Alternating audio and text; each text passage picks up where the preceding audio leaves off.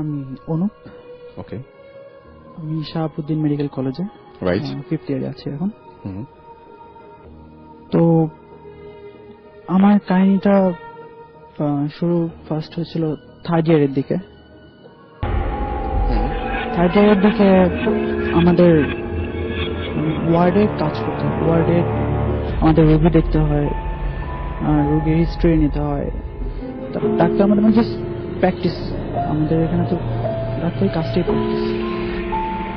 So একটা part of the practice আমাদের sir যখন তখন আমাদের সার্জারিদের স্যার ছিলেন মুস্তাফিজুর রহমান স্যার, তখন উনি আমাদের বললেন এখানে কি রোগী আছে, এই রোগীটা কোলসিস্টাইটিসের রোগী, তোমরা হিস্ট্রি নাও।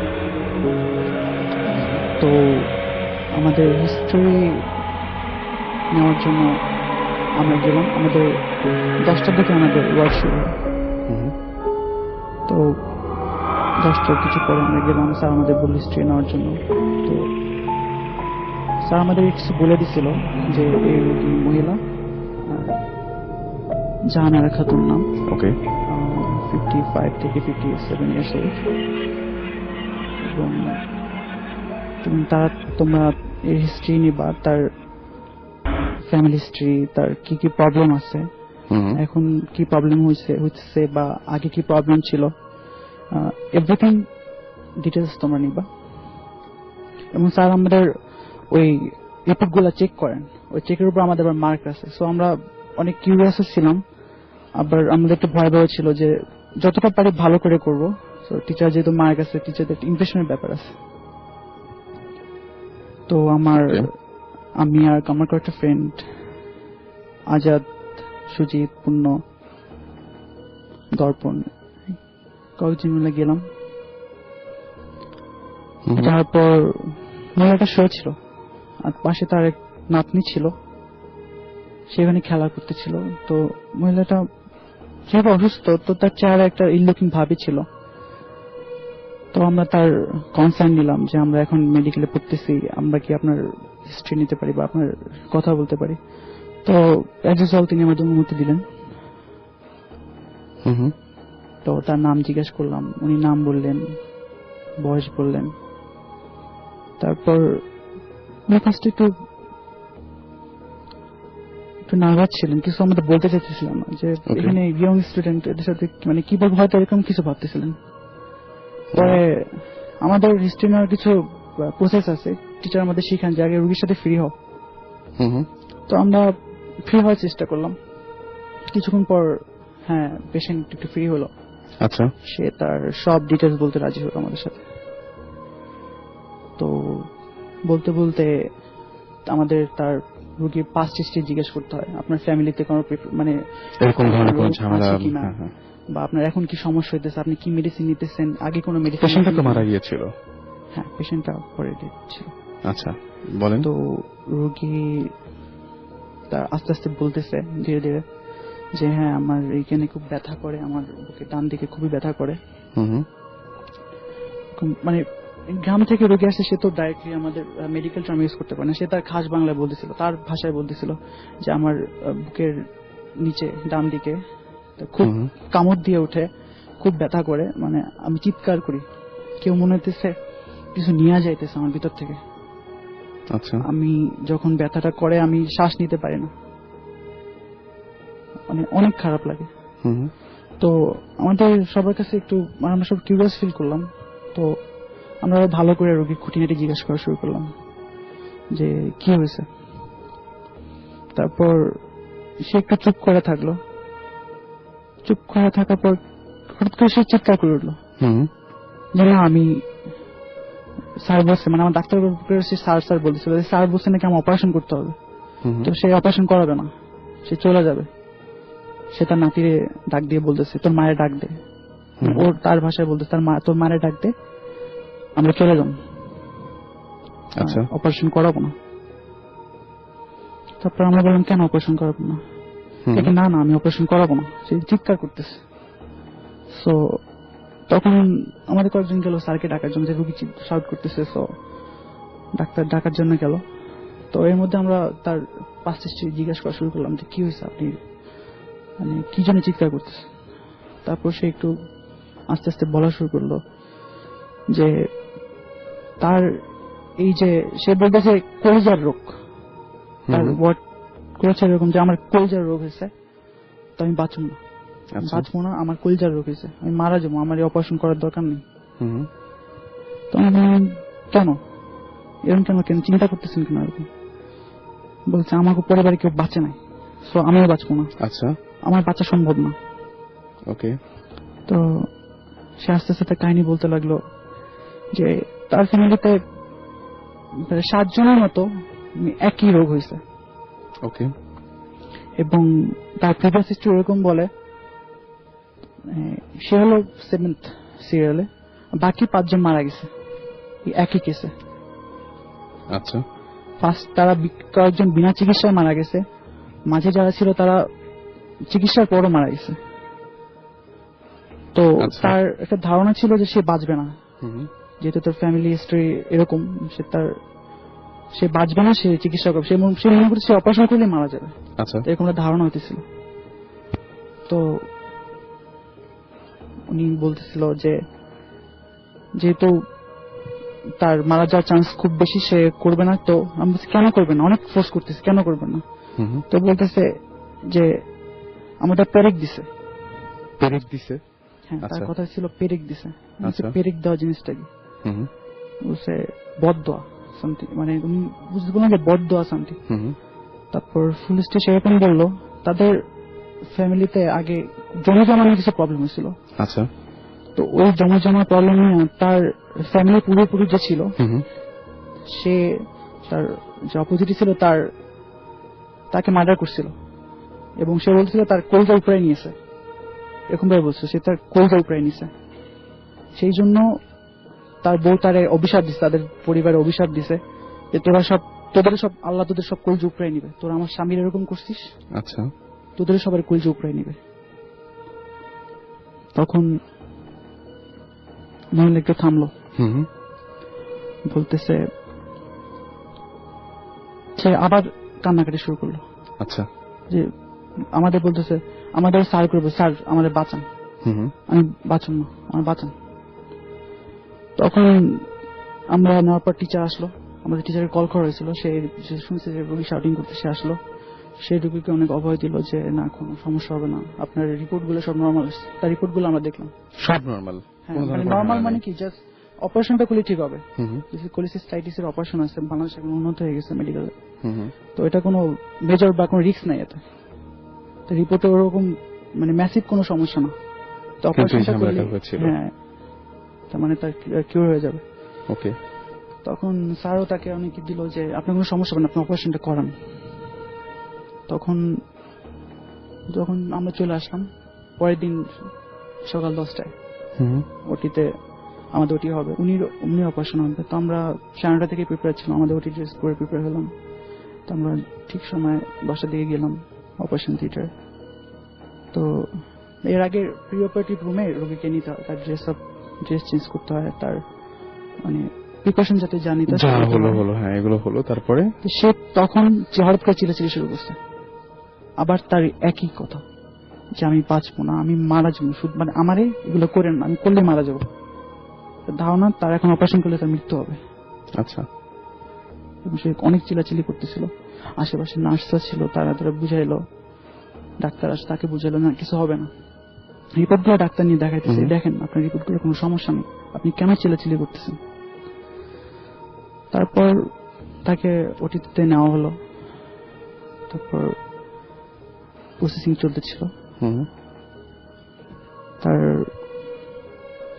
সিজার দিয়ে তার এখানে করার পর অপারেশন চলতেছিল। তো এক পর্যায়ে ডাক্তার যখন ওপেন করলেন অ্যাবডোমেন, পেটটা যখন ওপেন করলেন, সে পুরা থান্ডার হয়ে গেছে যে তার অ্যাবডোমেনের ভিতর এরকম কেন অবস্থা, মানে যেরকম মানে রিপোর্টে বা যেরকম সাধারণত থাকে সেরকম কিছু ছিল না, আনইউজুয়াল কিছু ছিল, মানে আল্ট্রাসোনোগ্রাম রিপোর্ট দেখাচ্ছিল, আল্ট্রাসোনোগ্রামে যেরকম আসছে সে ভিতরে কোনো অবস্থা ছিল না, ওখানে ম্যাসিভ চেঞ্জ। ওকে। লিভার নেক্রোসিস হয়ে গেছে, সব সোয়েলিং হয়ে গেছে পাশে অর্গান গুলো। সেও থান্ডার যে এরকম কেন হবে, আমার রিপোর্ট তো এগুলো শো করে নাই। রাইট। তো সে ফার্স্ট একটু ঘাবড়াই গেছে, তো তার পাশে ডাক্তার সাথে আলোচনা করে তারপর সে আবার অপারেশন শুরু করলো এবং সে অপারেশন করলো যতটুকু পারে সে করছে। এবং তার ডাউট ছিল যে এরকম করলে এখানে এর থেকে আর ভালো চিকিৎসার দরকার হবে। ওকে। তো সে স্টোন গুলা ওইখান থেকে অপারেশন করলো। অপারেশন করার পর রুগীকে মানে কয়েকদিন রুগী ছিল হসপিটালে, তারপর ডিসচার্জ করলো, তাকে পিজি হসপিটালে পাঠানো হলো। পরে আমরা যেহেতু ওইটা নিয়ে অনেক কিউরিয়াস ছিলাম যে রুগী এরকম এরকম বলছে, যে এটা আনইউজুয়াল কাহিনী তো ছিল, আমরা টিচারকে খোঁজ নিতাম। স্যারও পিজিতে ওখানে বসতেন, স্যার ওখানে প্র্যাকটিস করতেন, তো স্যারের কাছে খোঁজ নিতাম স্যার রোগীর কি অবস্থা। এবং আমরা তখন যখন শুনলাম, আমরা কয়েকটা ফ্রেন্ড ছিলাম, জাস্ট শোনার পর আমরা উপর ঠান্ডা ছিলাম, দাঁড়াইছিলাম যে এরকম কেন হবে। রাইট। রোগী যেটা বলছে তারা সেটা মিলে গেছে এবং সে বাঁচে না। এই ছিল ঘটনা। তো আমি একটা কথা একটু জিজ্ঞেস করতে চাই। আমাদের মধ্যে আমরা আজকে অনেক এসএমএস পেয়েছিলাম শুরু থেকেই, এবং অনেক ঝামেলার পরেও সাকিব ভাই এসছেন আমাদের মধ্যে। সাকিব ভাই এখন আমাদের সাথে আছেন। সাকিব ভাই, এই ঘটনাটা আমি একটু বলি। সেটা হচ্ছে যে ও একজন ডাক্তার, তো ও যেটা বললো আর কি, যে ওই যে মহিলার অপারেশন একটা খুব সিম্পল একটা অপারেশন ছিল, এবং মহিলা বারবার করে বলছিল শুরু থেকেই যে আমি বাঁচবো না, আমার ফ্যামিলিতে কেউ আসলে এরকম ভাবে বাঁচে নাই। এবং তারা দেখলো যে আল্ট্রাসাউন্ডে যে রিপোর্ট পেয়েছে সেই রিপোর্ট সবকিছু ভুল করে যখন ওপেন করলো, তখন দেখলো ভিতরে পুরো অন্য একটা দৃশ্য, এবং মানে আসলে সেই মহিলাকে বাঁচাতে পারে নাই। সেটা এতক্ষণ ধরে বলছিল। খুবই আজব ঘটনাটা, যদিও এটা খুবই আজব। সেটাই। তো আমরা এটা কি মানে ফ্যামিলিতে নাকি যে এরকম করে কেউ বাঁচে নাই, কেননা তার বড় ভাই, তার দাদার তার ভাই, মানে তাদের ওই যে একটা ফ্যামিলিতে প্রবলেম হয়েছিল। আচ্ছা। এখানে যে খুনাখুনি ব্যাপার, কি ব্যাপার একটা শুনলাম, মানে যাকে খুন, মানে ওর ফ্যামিলির একজন তার প্রতিবেশীরে খুন করছিল। আচ্ছা। তখন তার ওয়াইফ মানে তাদের পেরেক করছে, সে বলতেছিল যে পেরেক করছে এরকম। তো বলছে যে তোরা আমার স্বামী মানে খুনাখুনির জন্য ওদের মানে কলিজা উপড়াই নিছে। সে বৈরম্বা বলতেছিল, তার ল্যাঙ্গুয়েজে বলতেছিল যে আমার কলিজা উপড়াই নিছিল। তো তার ওয়াইফও বলছে আল্লাহ তোদের সারা গোষ্ঠীর কলিজা উপড়াই নিবে, তোরা আমার সাথে এরকম করছিস। না, বদদোয়া খুব ডেঞ্জারাস। বদদোয়া কি আসলে ডেঞ্জারাস? বদদোয়া definitely dangerous, কারণ if you don't believe anything else, you have to believe যে ইউনিভার্সে there is a positive and negative energy. আচ্ছা। সো যখন এরকম একটা ইমোশনাল জায়গা থেকে, মানে যে মহিলা এই কথাটা বলছে, ও তো হেসে খেলে বলে নেই না, একদমই না, ভিতর থেকে বলছে জিনিসটা, মানে চরম একটা ঘৃণা, মানে ঘৃণা is as powerful as love. So ওটা বলছে। এখন this things work. Fortunately for us, বদদোয়া দিলে যে বদদোয়া দেয় তার উপরে আবার একটা রিমাউন্ড আসে। সো এর জন্য আমরা একটু বুঝে শুনে সবাই বদদোয়া দিই আর কি। আচ্ছা, মানে ইটস নট দ্যাট আমি বদদোয়া দিলাম আমি বেঁচে গেলাম, আমি ওটা হবে না। It's going to come back. Negativity থেকে অলওয়েজ নেগেটিভিটি বের হয়, জাস্ট লাইক পজিটিভিটি থেকে অলওয়েজ পজিটিভিটি বের হয়। সো আনফর্চুনেটলি ওই মহিলার সব যারা, বা তার তো ক্ষতি হয়ে গেছে যে অরিজিনালি কাজ করছিল। সো এই ওর একটা ঘটনা আছে, সেটাও বলতে পারে। সেটা হচ্ছে অ্যানাটমি রুমের যে ঘটনাটা, তাই না? সেই ঘটনাটা ছোট্ট করে। আচ্ছা, মাঝখানে আরেকজন আছেন, তিনিও ইচ্ছা করলে বলতে পারেন। তার আগে আমি তো বলিনি, আমাকে অ্যাকচুয়ালি অনেক জ্বালাচ্ছে ফেসবুকে যে ওরা নাকি চিটাগাঙে 30 জন না 26 জন মিলে ভোটাফোন শুনছে আর কি। আচ্ছা, এটা বলতে হবে, ওর নামটাও বলতে বলছিল, নামটা ভুলে গেছি। হাই সরি, তোমরা 26 জন মিলে না 5 জন মিলে শুনছে, এটা বলছে ভিডিওতে। I hope you happy. আচ্ছা, কোন ছাদে ওরা সবাই মিলে একসঙ্গে ভোটাফোন শুনছে। আচ্ছা, এবং আমি যতদূর জানি আজকে মনে হয় আপনাদের কনসার্টও ছিল। কনসার্টের পাশে huge show, there was a battle of the bands. 10টা ব্যান্ড ছিল, সবাই প্লে করলো, অল এক্সেলেন্ট। বাট যেটা হয়েছে যে 5-6 ঘন্টা গরমের মধ্যে বসে থাকতে হয়েছে। আচ্ছা, তো তারপর উই হ্যাড টু প্লে, তারপর প্লেটে করে জাজমেন্ট দিয়ে ব্যান্ড মিনার্ভা নামে একটা ব্যান্ড ওরা জিতেছে, ভেরি গুড। বের হয়ে যাচ্ছে ওর ফ্রেন্ডের বিয়েতে, ওখানে পথে করলাম বমি। আচ্ছা, মানে যাতা অবস্থা, বমি টুমি ওখানে গেলাম, গিয়ে ঠিকঠাক মতো করে এখানে এসে আবার এখন 8তলা বাইতে ফেলে। সেটাই আজকে আনফরচুনেটলি পিটাই করবে। আমি কিন্তু আল্লাহর কসম পিটক টাকা দিচ্ছে তোকে করতে উইল পিট সমস্যা নেই। আচ্ছা, এখন যেটা ঘটনা সেটা হচ্ছে যে আমরা একটা কথা জানি রেখে যে আজকে করেছেন এরকম একটা গানই আমরা একটু পরে শুনবো, তার আগে একটা ঘটনা শুনে আসি। হ্যাঁ, please. আচ্ছা, আপনার তো আরো কিছু ঘটনা আছে আপনি বলছিলেন, সেরকম ছোট দুই একটা ঘটনা আমরা শুনি তাহলে। Hello listeners, I'm back again. এখন আমি যে ঘটনাটা বলবো সেটা আজ থেকে আর কি সেটা আর কি যখন আমি ক্লাস 4 এ পড়তাম তখন ঘটেছিল। ছোট করে বলি। হ্যাঁ, একদম। আমি আর কি ক্লাস ধরা থাকতে ক্লাস এখন কোন ক্লাসে আছেন? এখন আমি 3rd সেমিস্টার ব্যাকে। ওরে বাপ, তোমার কাছে বহুত আগে। আচ্ছা ঠিক আছে। আচ্ছা, ওটা আমার ফার্স্ট সবচেয়ে উইয়ার্ড এক্সপিরিয়েন্স। ওকে ওকে, এর আগে আরো দেখছি, বাট ওটা এত উইয়ার্ড ছিল না, বাট এটা সবচেয়ে উইয়ার্ড। ওকে ওকে। এটা হচ্ছে আর কি আমি ঘুমাচ্ছিলাম অ্যাজ ইউজুয়াল প্রতিদিনের মতো। সেদিন আর কি আমার এক পাশে নানু আর এক পাশে আমার মামা ঘুমাচ্ছিল আর কি। আমি ঘুমাইছি তো তখন আর কি হঠাৎ করে মাঝরাতে আর কি ফজর আজানটা দেওয়ার পর আর কি আমাদের তখন বাসার পাশেই মসজিদ ছিল, মসজিদে যে নামাজ পড়াচ্ছে সেই সাউন্ডটাও শুনতে পাচ্ছি। ঘুম ভাঙার পরে সাউন্ডটা পেয়েছি, তো আমার ঘুম ভাঙে হলো আর কি আমাকে একটা ফিমেল ভয়েস ডাকছে আর কি, এই এরকম করে ডাকছে। এই ভয়েসটা শুনে আমার ঘুমটা ভাঙে। ঘুম ভাঙার পর যে আমি চোখ খুলে তাকিয়ে দেখি যে সাইডে আমার মামা শুয়েছিল সেই সাইড থেকে একটা মেয়ে বা মহিলা সামথিং আর কি আমি ব্যাক সাইড থেকে দেখেছি উঠে যাচ্ছে, চুলটা বেনি করা আর বড় একটা ম্যাক্সি পরা।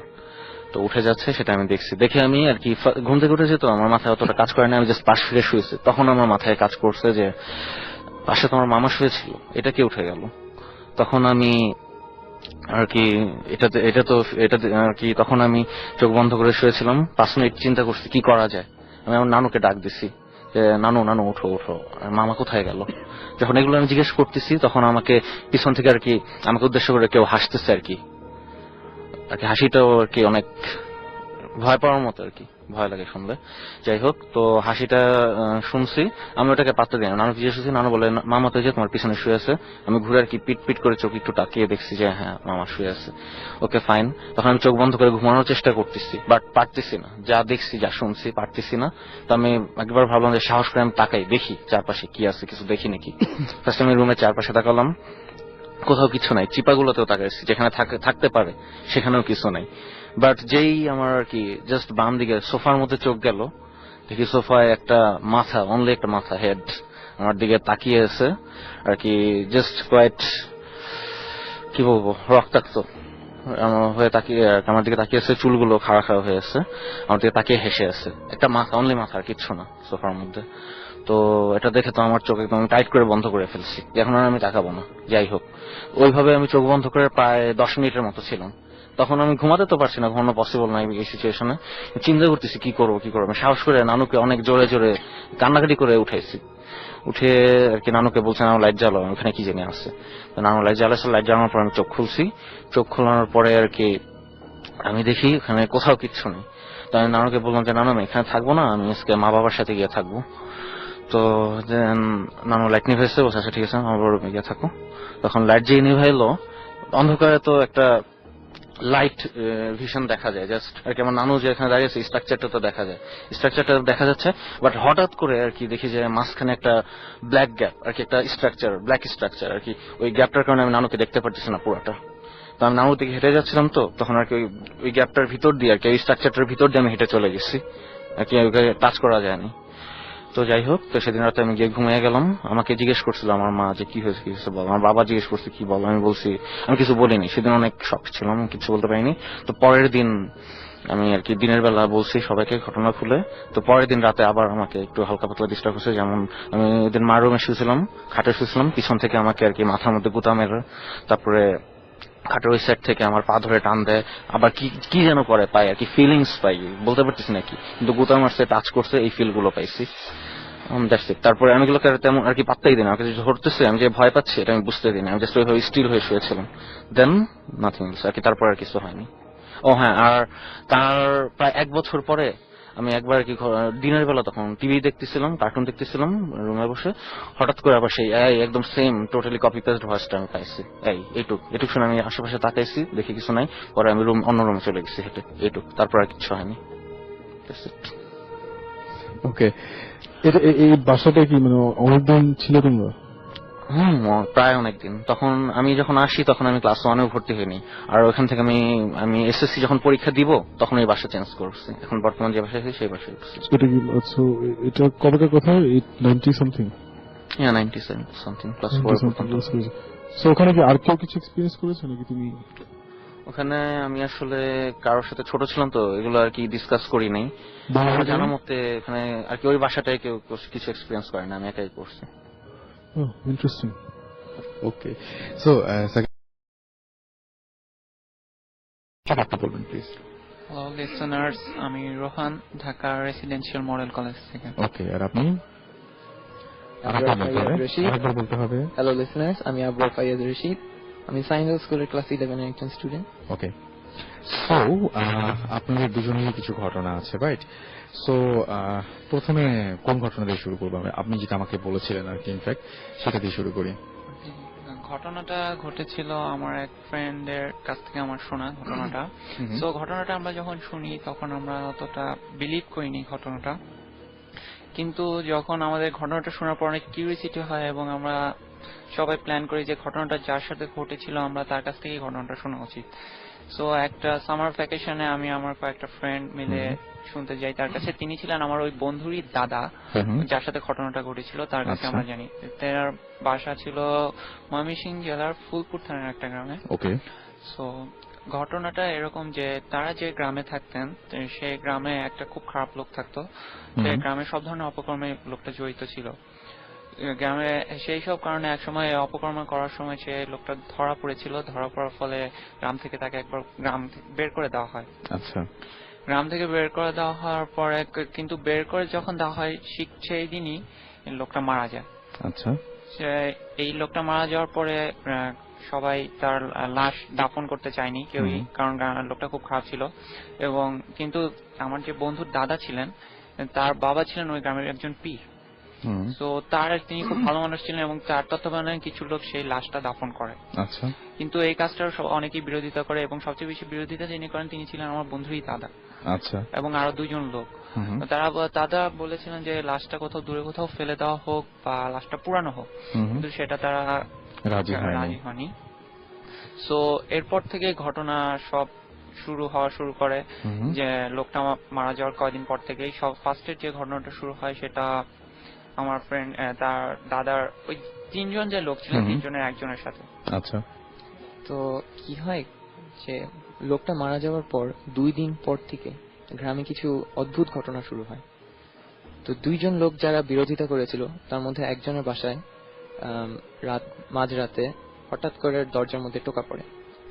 তো লোকটা ঘুম থেকে উঠে দরজা খুলে যা দেখে তার সেই দৃশ্য দেখে সে মানে অতিমাত্রায় ভয় পেয়ে অজ্ঞান হয়ে পড়ে। সে যা দেখে বর্ণনা দেয় তা হচ্ছে কি এরকম যে একজন লোক সাদা কাপড় পরা, তার মুখ থেকে জিহ্বা বের হয়ে গলার প্যাচ দিয়ে পিছে দিয়ে ঘুরে এসে তার নাকে পেরেক দিয়ে গাঁথা।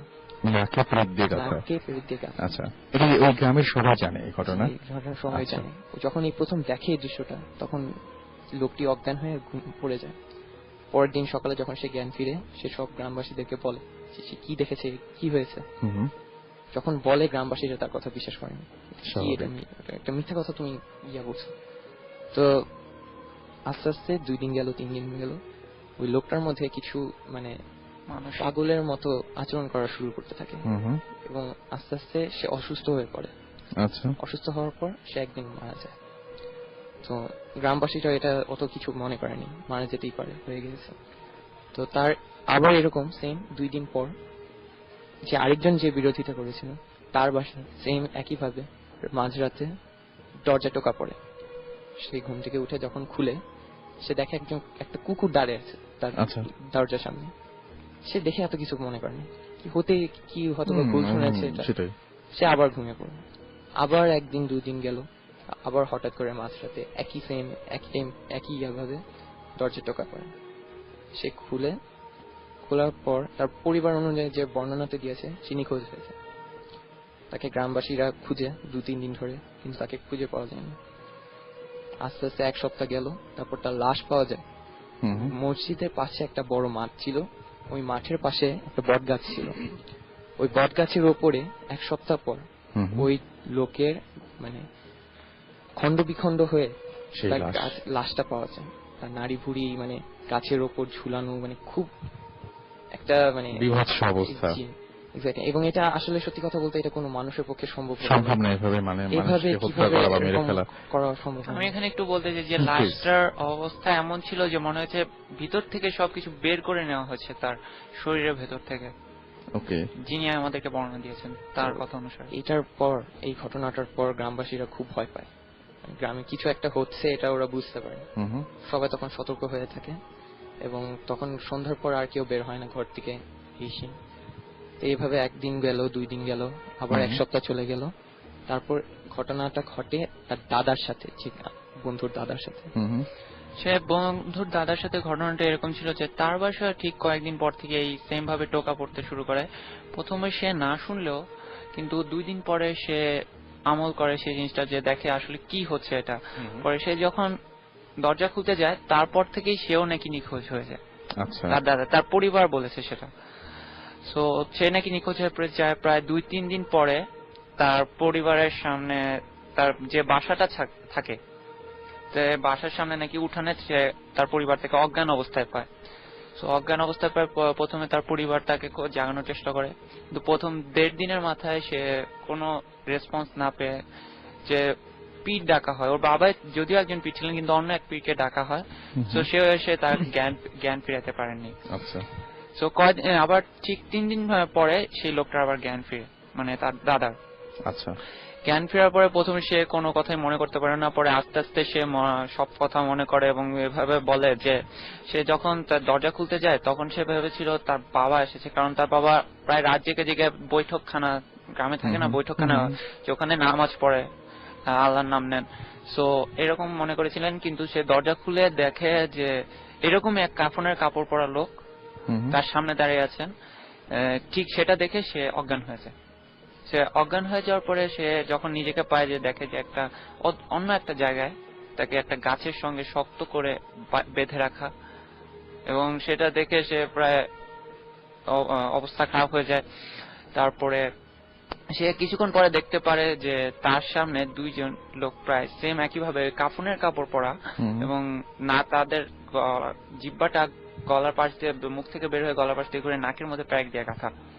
সেটা দেখে, এবং তারা নাকি তার পাশ দিয়ে খুব জোরে জোরে ঘুরছিল সেই গাছটার সাথে, যাকে বাঁধা রয়েছে সেই গাছের চারপাশে, এবং এটা দেখে সে আবার অজ্ঞান হয়ে যায়। তারপরে কিছুক্ষণ পরে আবার তার জ্ঞান ফিরে। জ্ঞান ফেরার পরে সে যখন দেখেছে ওই 2টা লোক ঠিক তার সামনে বসে আছে এবং অপলক দৃষ্টিতে তার দিকে তাকিয়ে আছে, এটা দেখে সে খুবই ভয় পায়। তার বলে না যে গায়ের রং খারাপ হয়ে গেছে এমন অবস্থা। এটা দেখে তারপরে সে যখন আবার অজ্ঞান হয়ে যাবে এমন অবস্থায় শুনতে পারে কানের পাশ দিয়ে কে জানি বলছে তোর বাপের বা এরকম কিছু একটা। সে পুরোটা আমাদেরকে বলতে পারেনি, কারণ তার আগেই সে জ্ঞান হারিয়ে ফেলে। ওকে, তো এরকম ঘটনা মানে এইটার পরে এরকম অসংখ্য ঘটনা ঘটে থাকে, এবং বেসিক্যালি ওই লোক যাকে আপনারা বলছেন যে গ্রামের খারাপ লোক, তাকে যে যারা হচ্ছে আসলে চায় না যে সৎকার করতে, হ্যাঁ মানে দাফন করতে চায় না, রাইট, তাদের উপরেই আসলে এই ঝামেলাগুলো শুরু হয়। এবং তাই না, আমরা যখন একবার ওই লোকের সাথে দেখা করতে গিয়েছিলাম, ওই বন্ধুর দাদা, সে তার পিঠে দেখাইছিল যে পিঠে কালো দাগ, পুরা রশি দিয়ে বেঁধে রাখলে হাতে বা পায়ে কিছু কালো দাগ হয়ে থাকে, এবং এগুলো দেখে আমরা পুরা কনভিন্সড হয়ে যাই সত্যি এরকম কিছু ঘটে। আপনারা প্রথমে বিশ্বাস করেন? প্রথমে আমরা পুরো ছেলে খেলা ভাবছি, কি ধরনের কথা, ফার্স্টে তো ভাবছি যে ও গল্প দিতেছে, চাওয়া মারতেছে এরকম কিছু একটা, কিন্তু পরে যখন আমরা শুনি তার কাছ থেকে এবং তাকে যখন দেখি তার অবস্থা, তারপর আমরা সত্যি বিশ্বাস করতে পুরোপুরি ভাবে কনভিন্সড হয়ে যাই যে এই অবস্থা। সো আমরা আরেকটা মানে খুব ভয়ঙ্কর একটা ঘটনা শুনলাম। আমরা যেহেতু হাতের সময় খুব কম, ছোট্ট করে আপনারা একটা ঘটনা যদি আমাদের বলতেন। আপনাদের বাসায় বেশ উইয়ার্ড সব ঘটনা ঘটছে, গ্রামের বাসায়। গ্রামের বাসাটা কোথায়? ফেনীতে। আচ্ছা, সেখানে খুব উইয়ার্ড ঘটনা ঘটছে এবং বেশ অনেক দিন ধরে। সো কি হচ্ছে সেখানে? আমি প্রথমে বলি যে আমার এক ফুপু আমাদের বাড়িতেই থাকে, এবং উনি এবং আমরা একই বাড়িতে, কিন্তু আমাদের ঘর আলাদা। এবং আমার ফুফাতো ভাই ছিল 6 জন, এর ভিতরে 5 জনই থাকতো দেশের বাইরে, তো 2001-এ যেটা হয় যে আমার ফুপুরা আলাদা একটা ঘর করে এবং সেই ঘরটা করে হলো ঘরে মানে বাড়ির একদম এক সাইডে, যেখানে ছিল অনেক ঘন জঙ্গল ছিল, অনেক পুরনো গাছপালা ছিল।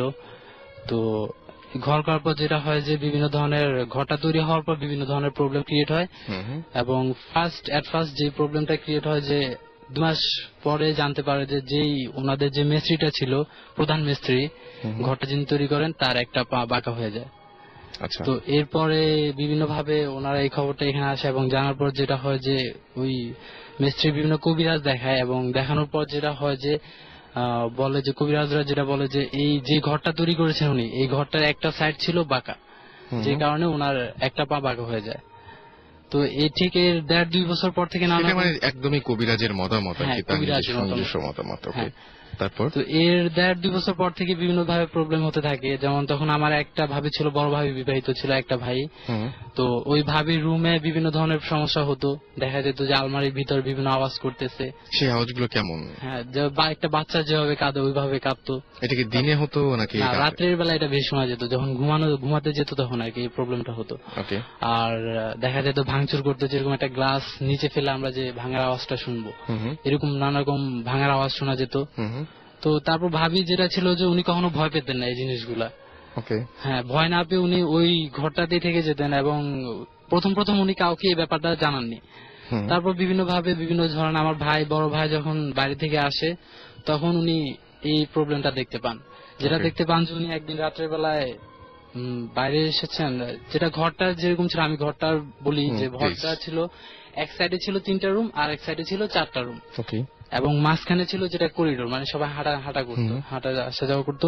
এবং উনি যখন বাইরে হলেন রুম থেকে, উনি দেখলেন যে একটা মেয়ে শাড়ি পরা, অনেক লম্বা। তো যখন মেয়েটা হাঁটতেছে করিডোরে এবং যখনই ওনার দিকে তাকালো, তো মেয়েটা কি হলো, আস্তে আস্তে ছোট হয়ে গেল। দেখা যায় আস্তে আস্তে একদম ছোট হতে হতে ওটা একসময় মিলিয়ে গেল। তো উনি এই ব্যাপারটা দেখার পর তেমন ভাবে গুরুত্ব দেন না এবং কাউকে বলেন নাই। তো এরপরে বিভিন্ন ভাবে আরো সমস্যা হতে থাকে। তো সমস্যা হওয়ার পর যে এর মাঝে আমার 2 নাম্বার ভাই যিনি, উনিও বাইরে থেকে আসেন, আসার পর বিয়ে করেন। বিয়ে করার পর আমার বড় ভাবির কিছুটা সমস্যা হয়। বড় ভাবে একটা রোগ ধরা পড়ে, যেটা হচ্ছে যে ওনার মুখ দিয়ে এবং যে লোমকূপ গুলা আছে এদিকে রক্ত ঝরতো, আর রক্ত ঝরতো এবং বিভিন্ন ডাক্তার দেখানোর পরে কেউ কিছু ধরতে পারে নাই। এবং আপনি বলছেন যে আপনারা ঢাকাতেও চিকিৎসা করেছেন, বিভিন্ন জায়গায় চিকিৎসা করেছেন। এবং ঢাকাতে সমরিতা হাসপাতালে ছিল, প্রায় 3 মাস ভর্তি ছিল। তো সমরিতা ভর্তি করার পর ডাক্তাররা যেটা ওইখানেই প্রথম ধরা পড়লো যে ওনার রক্তকণিকা ড্যামেজ হয়ে যায়। তো এভাবে এখানে চিকিৎসা হতে থাকলো। এরপর বাড়িতে নানা রকম ভাবিরা আরো দেখতে পেলো যে ঘটনাগুলো, যে মেজো ভাবির রুমে নানা রকম এই আওয়াজগুলা, সেম আওয়াজগুলো আবার মেজো ভাবির রুমে হওয়া শুরু করলো।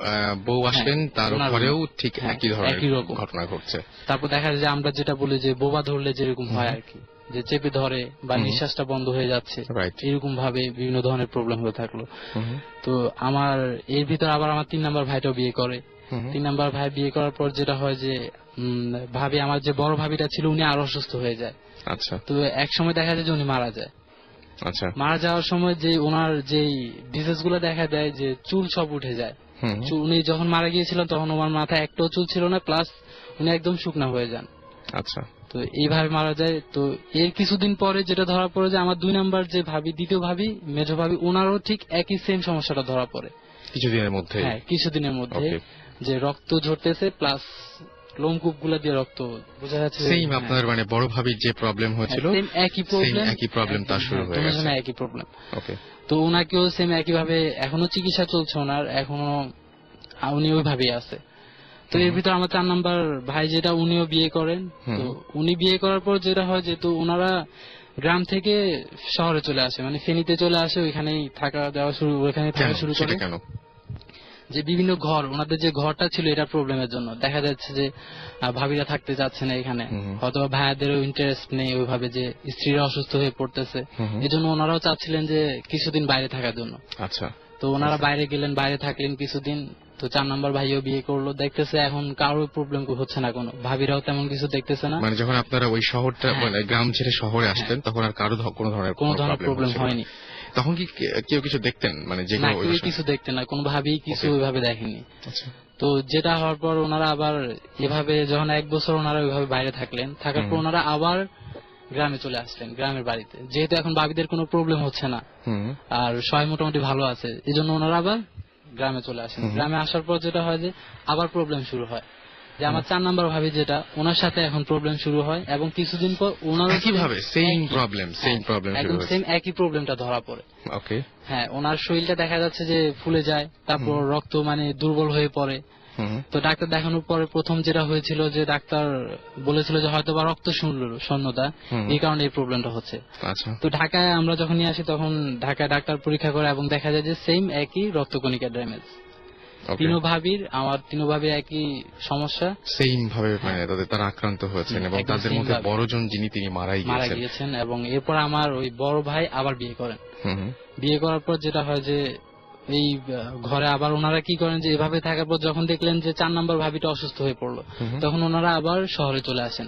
আচ্ছা, এখন পর্যন্ত ওনারা ফেনীতে আছেন, ফেনী শহরে হ্যাঁ, আছেন। শহরে আছেন, এখন আর বাড়িতে যাননি ওনারা। ওকে, তো এটা যেটা হয় যে এগুলাই প্রবলেম হয়েছে আপাতত। যে এরপরে এমনি আমার ভাইরা যেটা হয়েছে যে ভাইটা আমার বাড়িতে থাকতো উনি বিভিন্ন ধরনের প্রবলেম দেখতে পেরেছেন।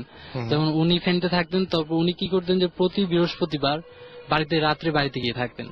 তো বাড়িতে থাকার পর যেটা এক রাতে হলো কি যে ফ্যান চলতেছে, ফ্যানটা হঠাৎ অস্বাভাবিক জোরে ঘোরা শুরু হয়ে গেল। তো উনি যেটা দেখলেন যে কেউ একজন তাকে চেপে ধরতেছে আর নখগুলো বড় বড়, দাঁতগুলো মানে বড় বড় এই টাইপের। তো উনি কোন রকম সুরা একটা পরে, মানে এটা হচ্ছে ঠিক আছে বোয়া ধরার মতো হ্যাঁ যে যেরকম ব্যাপারটা হয় আর কি, ওইভাবেই উনি একটা সুরা পরে দৌড় দিয়ে ঘর থেকে বের হয়ে গেলেন। তো উনি আর ওই রাত্রে এখানে ছিলেন না, এরপর থেকে মোটামুটি কেউ আর ওখানে থাকে না। তারপর যেটা হয় যে আমরা ভাইয়েরা বিভিন্ন ভাবে, হুজুর বলেন বা কবিরাজ বলেন, আমরা বিভিন্ন ভাবে ওইটা হয়েছে এবং কোন হুজুরই কোন ধরনের সমাধান দিতে পারে না এখন পর্যন্ত। কিন্তু সবার কথায় যেটা মিল ছিল, মানে ম্যাক্সিমাম হুজুর যেটাই বলেছেন যে যেহেতু জায়গাটা পুরনো এবং জায়গাটার গাছগুলো যেহেতু অনেক আগে লাগানো, অনেক পুরাতন গাছ ছিল, এবং আমরা যেটা জানি যে গ্রামে বা শহরে যেখানে হুজুররা কি করে যে যদি কোনো জিন খারাপ থাকে তাহলে তাকে বোতলে আটকে রাখে। আমি এইখানে একটা কথা বলবো যে বোতলের ব্যাপারটা যেটা বলেন, আমি নাম বলতে পারছি না একদমই, কিন্তু আমাদেরই খুবই মানে আমাদের সাথে রেগুলার আছেন এরকম মানুষের কাছ থেকে, বা আমরা শুনেছি যে হ্যাঁ অনেকেই বলেছেন এই ব্যাপারটা যে হ্যাঁ যে বোতলে ভরে ফেলা যে ব্যাপারটা, এটা ঠিক আমি নিজে কোনোদিন দেখি নাই, কিন্তু আমি শুনেছি যে এরকম ধরনের ঘটনা ঘটে, অনেকের কাছে আমি এই জিনিসটা শুনেছি। আমি যেটা দেখেছি যে আমাদের এলাকায় যে হুজুর আছে ওনার রুমে আমি এই জিনিসটা দেখেছি, যে চারপাশে বোতল লাগানো। পরে আমি আমার আব্বুকে জিজ্ঞেস করলাম একদিন বাসায় যে এটা কেন, পরে বললো যে এখানে জিনদের আটকানো, যারা খারাপ থাকে ওদেরকে এখানে মানে ধরে আটকায় রাখা হয় আর কি, শাস্তি স্বরূপ এটা। তো যেটা হয় যে ওনাদের গাছগুলো কাটা, যখন বিল্ডিংটা তৈরি করা হয় তখন গাছগুলো কাটা হয়, এবং গাছগুলো যখন কাটা হয় তখন ওইখানে যে আমরা যেটা বলছি যে বোতলে ভরে যে জিনদেরকে রাখা হয়, খারাপ জিনদেরকে। তো স্বাভাবিক যে একটা যখন ঘর করার জন্য যখন পিলারটা তৈরি করা হয় তখন গর্ত করতে হয়, এবং এখানে যে বোতলটা ছিল সেটা ভেঙে যায়, যার কারণে কি হয় যে ওইখানে যে জিনগুলো ছিল ওরা বেরিয়ে আসে। বেরিয়ে আসার পর যে ঘরের পাশেই বড় একটা আম গাছ, অনেক পুরাতন একটা আম গাছ আছে, ওরা এখন হুজুরা যেটা বলছে আর কি ওরা ওইখানেই থাকতেছে বর্তমানে। আচ্ছা, এবং ওই জিনগুলা যেটা বলছে যে ওরা এই ঘরে কাউকে থাকতে দিবে না, প্লাস ওরা 7 জন মহিলাকে খাবে, মানে ইফেক্ট করবে ওরা, মানে তারা 7 জন মহিলার ক্ষতি করবে আর কি। এবং খুব আশ্চর্যজনক ভাবে আমি জানি না যে আপনারা যারা শুনলেন এতক্ষণ এই ঘটনাটা তারা খেয়াল করেছেন কিনা, যে এখানে আপনি বলছেন একটা ফুপু আছে, আপনার যে ফুপু সেই ফুপুর কি কোনো প্রবলেম হয়? না, ফুপুর প্রবলেম হয় না। আমি আগে যেটা বলছি যে কেউই থাকে না, শুধু একমাত্র আমার ফুপুই থাকে বাড়িতে। এখন মাঝে মাঝে উনি দেখা যায় উনি ফেনীতে থাকে, তারপর দেখা যায় যে উনি কোন ওকেশনে আসলেন 1 সপ্তাহ 2 সপ্তাহ 1 মাস উনি একলাই একটা ঘরে একটা রুমে আছেন, কিন্তু ওনার কখনো কোনো প্রবলেম ক্রিয়েট হয় না এবং উনি কখনো কোনো কিছু দেখেন না। সো আমি এই ঘটনাটা শুনে আমার যেটা মনে হচ্ছে যে যাই থাকুক না কেন এই বাসায় নতুন কেউ মানে ফ্যামিলির কেউ মানে রক্তের সম্পর্কের নয় এরকম কেউ আসলেই প্রবলেমটা তার সাথে হচ্ছে। মানে যাদেরকে বিয়ে করে নিয়ে আসছেন তারা ডেফিনেটলি আপনাদের ফ্যামিলির না, আপনাদের ফ্যামিলির বাইরের মেয়েগুলোকেই বিয়ে করে নিয়ে আসছেন, এবং বিয়ে করে নিয়ে আসার ফলে যেটা হচ্ছে সেটা হচ্ছে যে বাইরের মানুষকে তারা করছে ক্ষতিটা, কিন্তু ঘরের মানুষ বা ঘরে যারা মেয়েরা আছে তাদের কোনো ক্ষতি হচ্ছে না, ঘরের ছেলেদেরও কোনো ক্ষতি হচ্ছে না। বাট এটা খুবই উইয়ার্ড একটা ঘটনা যে একে একে একে একে প্রত্যেকটা ভাবির জীবনেই বা প্রত্যেকটা মেয়ের জীবনে এরকম ঘটনা ঘটবে। সো এখানে যেটা হয়েছে যে আমার প্রথম 2 ভাবিকে ওরা ইফেক্ট করেছে, প্লাস 3 নাম্বারটাকে কিন্তু করে নাই, আবার 4 নাম্বারটা। ওকে, বাট আমি জানি না যে 3 নাম্বারটাকে যে মানে জাস্ট স্কিপ করে গেছে তার মানে এই না যে তার কিছু ঘটবে না বা ঘটবে না না, করুক। হ্যাঁ, বাট এই ব্যাপারটা এরকম হচ্ছে যে মানে ব্যাপারটা হচ্ছে যে সবসময় বাইরের মানুষের সাথে বাইরে। ঘটছে। আমি যে ব্যাপারটা আমরা বলছিলাম প্রথমে যেটা ভাইয়েরাও যেটা মনে করেছিল হয়তোবা প্রথম যিনি দুই ভাবে ছিল ওনাদের রক্তের গ্রুপ ছিল একই, হুম, তো প্রথম ওনারা যেটা ভেবেছিল যে হয়তো এটা মনে হয় ওই ধরনের কোনো সমস্যা। কিন্তু যখন 4 নম্বর ভাবিটার হলো তখন ওনারা এটা থেকে সরে এসেছে, না এখানে তো আবার রক্তের একটা গ্রুপ আছে, আলাদা। হ্যাঁ। সেটাই না, আমি যে SMS এ একটু আগে দেখলাম যে আমাকে মেধা জিজ্ঞেস করেছে যে ভাইয়া তুমি কি কবিরাজদের বিলিভ করো। আমার কথা হচ্ছে কি যে বিপদে পড়লে তখন মানে এই প্রশ্নটার উত্তর পাওয়া যাবে আসলে। আমরা যদি বিপদ না হয় তাহলে আমরা কখনোই বিশ্বাস করবো না, অনেক কিছু উড়িয়ে দিই আমরা। আমাদের যেরকম হয় না যে আমরা সাধারণত ওই যে দেখা যায় মানে ফুট ওভার ব্রিজ যেগুলো আর কি, সেই ব্রিজ গুলোতে আমরা ওই যে হাঁটতে চাই না, কিন্তু একটা